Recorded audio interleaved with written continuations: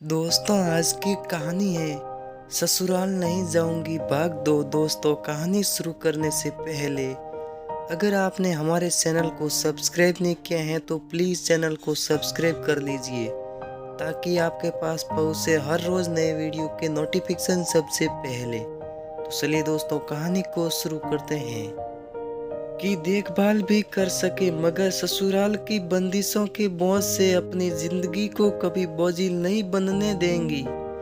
लेकिन जब मन की कोरी किताब पर किसी का प्रेम अपने हस्ताक्षर कर देता है तो किताब के बाकी कोरे पन्ने खुद व खुद कथा लिखते चले जाते हैं। जॉब के दौरान लीना के साथ भी ऐसा ही कुछ हुआ था। उसका परिचय कार्यालय के ही एक हम उम्र सहकर्मी सुमेर से हुआ और उनका मित्रवंत मेल जोल आगे बढ़कर नए रिश्ते में परिवर्तित होने लगा और उन्होंने हमेशा के लिए एक बंधन में बंधने का निर्णय ले लिया था। सुमेर के पिता का कुछ समय पूर्व ही देहांत हो चुका था। मुंबई की ही एक सोसाइटी में उनका अपना फ्लैट था। उसकी मां ने पति की मृत्यु के बाद उनके बीमे की रकम से फ्लैट के एक कमरे में ही ब्यूटी पार्लर खोलकर सुमेर की शिक्षा पूरी करवाई। अब क्योंकि सुमेर की नौकरी लग गई थी तो उसके विवाह के रिश्ते भी आने लग गए थे। सुमेर ने जब मां को लीना के बारे में विस्तार से बताया तो उसने लड़की की पारिवारिक पृष्ठभूमि से संतुष्ट होकर सहमति दे दी और लीना के घर वालों से मिलकर बात पक्की कर ली। नौकरी की व्यस्तता और अचानक यह सब घटित होने के कारण लीना यह बात सुभद्रा को नहीं बता सकी थी। अतः छुट्टी के दिन उसके घर जाकर मोबाइल में सुमेर के ढेर सारे चित्र दिखाए और सारी बातें विस्तार से बताकर विवाह तय होने की जानकारी दी। लीना का चयन निश्चित ही श्रेष्ठ था।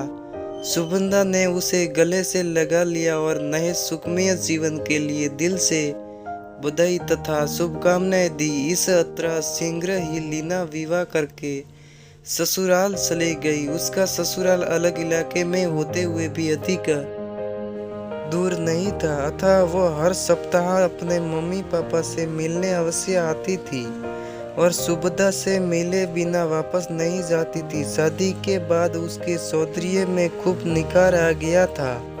वो सुभद्रा को सुमेर के साथ आपसी प्यार से परिपूर्ण किस्से खूब उत्साह से सुनाती थी, मगर यह सब 4 दिन की साधनी थी। अब लीना जब भी आती सुभद्रा को गुमसुम की नजर आती थी। सुभद्रा उसे कुरेद कर पूछती तो वो यह सोचकर टाल देती थी कि यह बात कहीं उसके माँ पिता के कान में न पड़ जाए। इस तरह 2 वर्ष बीत गए। लीना का आना भी धीरे धीरे कम होने लगा था। इस बीच सुभद्रा का रिश्ता भी मुंबई के ही एक उपनगर में रहने वाले प्रभात सिन्हा से तय हो गया और शीघ्र ही विवाह की तिथि भी पक्की कर ली गई। सुभद्रा लीना को यह शुभ समाचार देने व्याकुल थी। इस बार लीना लंबे समय बाद मायके आई थी। वो जब सुभद्रा से मिली तो सुभद्रा उसे देखकर हैरान रह गई थी। हमेशा सहकने और खिली खिली रहने वाली लीना गुमसुम और काफी कमजोर नजर आ रही थी।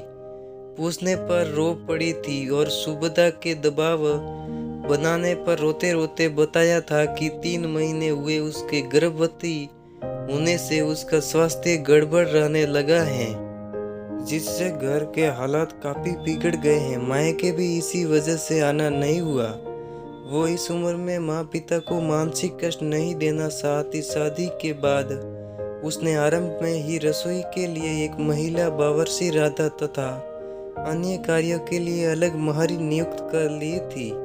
राधा के आते ही सास सुभद्रा देवी से पूछकर वो अपनी देखरेख में भोजन तैयार करवाती और फिर रात के भोजन के लिए शाम को ही उसे आने की हिदायत देकर अपना तथा सुमेर का भोजन टिफिन पैक करके सुमेर के साथ ही कार्यालय के लिए निकल जाती थी। शाम को घर आते ही थकी होने के बावजूद सबके लिए भोजन परोसती और रसोई सहेज कर सुबह की तैयारी करके ही सोने के लिए जाती थी।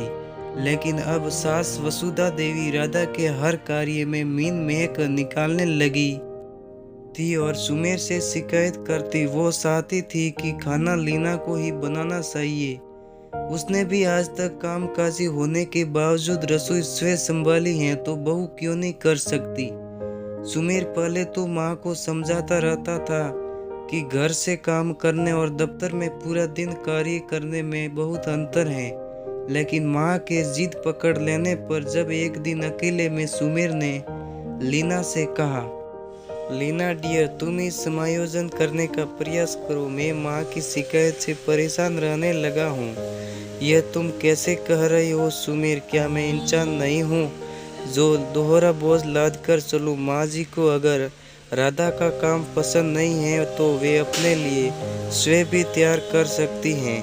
मैं ऐसा जवाब माँ को नहीं दे सकता लीना, तुमसे नहीं बने तो नौकरी छोड़ दो, वैसे भी मेरी आमदनी परिवार के लिए बहुत काफी है। फिर जब सुमेर ने ही साथ नहीं दिया तो लीना का दिल टूट गया। उसके संस्कार ऐसे नहीं थे कि पति का विरोध करके रिश्ते में दरार पैदा कर ले। इससे उसके मम्मी पापा भी व्यर्थ परेशान होंगे। अतः उसने नौकरी के साथ साथ दोनों समय का खाना बनाना भी आरंभ कर दिया। इस तरह कुछ समय सरक गया और लीना गर्भवती हो गई। जब उससे नौकरी के साथ ही घर के कार्य